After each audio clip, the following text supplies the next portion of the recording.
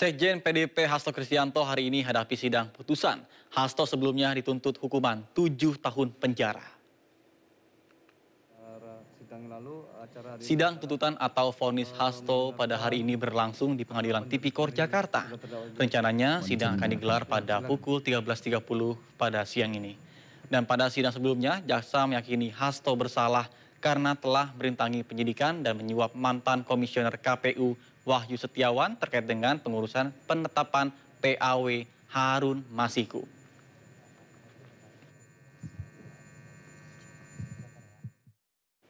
Pemirsa, untuk mengetahui seperti apa persiapan persidangan dengan agenda vonis terdakwa Hasto Kristianto, sudah terhubung dengan rekan kami Wenda Nura melaporkan langsung dari Pengadilan Tipikor Jakarta.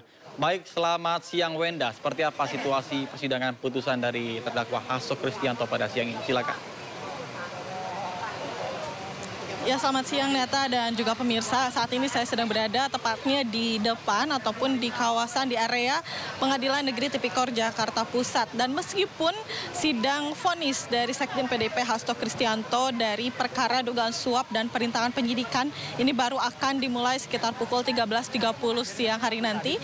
Namun memang sejak pagi hari tadi masa dari pendukung Hasto ini sudah memenuhi atau memadati area jalan di depan Pengadilan Negeri Tipikor Jakarta Pusat. Dan bisa dilihat Nata di layar televisi Anda, ini adalah merupakan suasana terkini saat ini di sekitar jalan atau di depan Pengadilan Negeri Tipikor Jakarta Pusat. Memang begitu ramai pendukung dari Hasto yang hadir pada hari ini, dan memang sejak pagi hari tadi mereka sempat menyampaikan orasi mereka, juga memutarkan lagu-lagu kebangsaan. Dan selain itu juga di sini banyak spanduk bertuliskan dukungan untuk Hasto tentunya.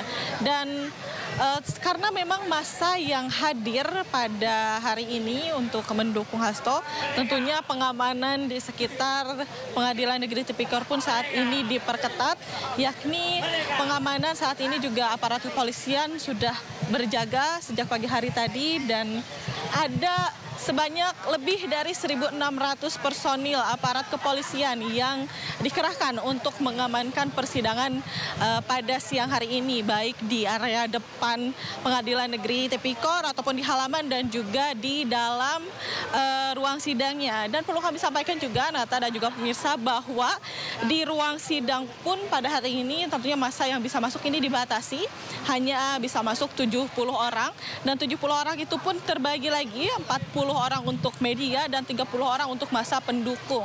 Dan tentunya sebelumnya perlu kami informasikan juga bahwa jaksa menuntut Hasto untuk dihukum 7 tahun penjara dengan denda 600 juta rupiah, subsidiar 6 bulan. Namun tentunya kami akan terus memantau bagaimana keputusan hakim nantinya, apakah hakim memutuskan Hasto ini bersalah atau tidak, dan jika dinyatakan bersalah hukuman apa yang akan diberikan untuk Hasto nantinya. Sementara demikian yang dapat kami informasikan, kembali ke Anda Nata. Baik, terima kasih rekan Wenda Nura melaporkan langsung dari Pengadilan Tipikor Jakarta. Selamat bertugas kembali dan salam sehat. Pemirsa, Kepala Badan Percepatan Pengentasan Kemiskinan Budiman Sujatmiko menegaskan penurunan tarif impor Amerika Serikat untuk Indonesia yang semula direncanakan 32% turun menjadi 19%. Merupakan suatu bentuk keberhasilan Presiden Prabowo Subianto dalam bernegosiasi dengan Presiden Amerika Serikat, yakni Donald Trump di bidang ekonomi. Karena itu ketika Pak Presiden mengatakan Indonesia bergabung ke BRICS, tapi bukan berarti kita konfrontatif ke Barat. Dengan Trump melakukan negosiasi yang hasilnya kemarin kan, ya berhasil menurunkan dari 32 menjadi 19. Ya, meskipun Amerika minta dari kita 0%, kita tidak semuanya orang puas, tapi itu adalah titik optimal yang bisa kita lakukan. Tapi Pak Prabowo mengatakan ini masih bisa dinegosiasikan lagi, belum final. Artinya Pak Prabowo masih terus melakukan cara-cara yang menurut saya itu yang dilakukan oleh kepala negara, ya. Apalagi Indonesia negara besar.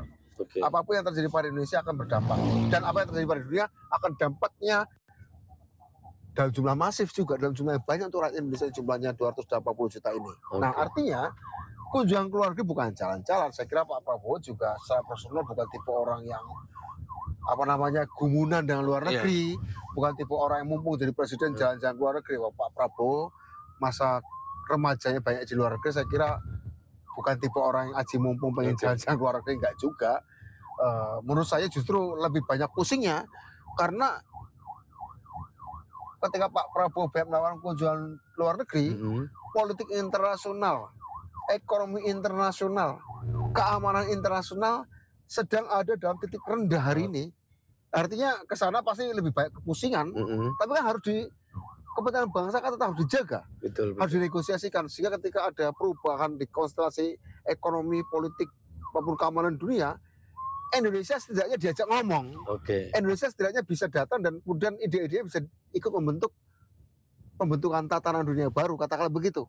Ya, dengan seperti itu beliau harus datang agar ketika ada kesempatan perubahan, ada ide Indonesia masuk dan ada kepentingan Indonesia yang bisa dijaga. Dan itu dampaknya pada soal kemiskinan juga gitu loh. Pemirsa, saksikan perbincangan jurnalis senior Sindo News Lukman Hanafi dengan Kepala Badan Percepatan Pengentasan Kemiskinan Budi Sujatmiko di program One on One pada Sabtu 26 Juli pukul 19.00 waktu Indonesia Barat. Dan kita ke informasi lainnya pemirsa, berbagai inovasi dikembangkan perusahaan otomotif untuk bersaing di pasar tanah air. Lantas apa saja keunggulan terbaru dari produk yang disajikan perusahaan otomotif, dan kita simak informasinya berikut ini.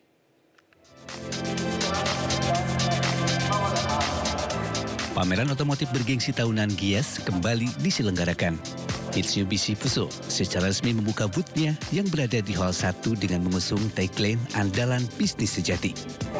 Tidak hanya menjadi ajang pamer produk, Gias tahun ini juga bertepatan dengan 55 tahun Mitsubishi Fuso berkontribusi dan komitmen mendukung ekonomi serta pembangunan di Indonesia. Secara resmi Mitsubishi Fuso memperkenalkan inovasi terbaru dalam ekosistem truk listrik yaitu e-kantor dan hadir pula EV Mobile Charger, merupakan unit layanan pengisian daya bergerak yang dirancang untuk memberikan fleksibilitas dan rasa aman bagi pengguna truk listrik e-kantor. Kami juga bangga karena bisa tumbuh dengan masyarakat Indonesia. Perusahaan kami tidak hanya memproduksi atau menjual kendaraan, tapi kita sama-sama dengan masyarakat Indonesia bisa membangun negara ini. Jadi 55 tahun perjalanan yang panjang sangat berarti bagi kami. Banyak sekali kontribusi kami kepada pembangunan atau aktivitas bisnis di Indonesia. Di sektor apapun itu, ada plantation, ada mining, ada konstruksi dan lain-lain, kita selalu hadir, produk kita selalu hadir di sana untuk berkontribusi kepada aktivitas tersebut. Selain itu, tahun ini Mitsubishi Fuso juga memperkenalkan pertama kalinya varian produk Fighter X FM 65F Traktor Head 4x2. Mitsubishi Fuso juga menghadirkan area layanan purna jual meliputi runner telematik, My Fuso app, serta buku cadang 3 berlian, yang merupakan alternatif suku cadang yang lebih efisien. Lengkapnya layanan purna jual Mitsubishi Fuso merupakan kunci penting kesuksesannya selama 55 tahun di Indonesia.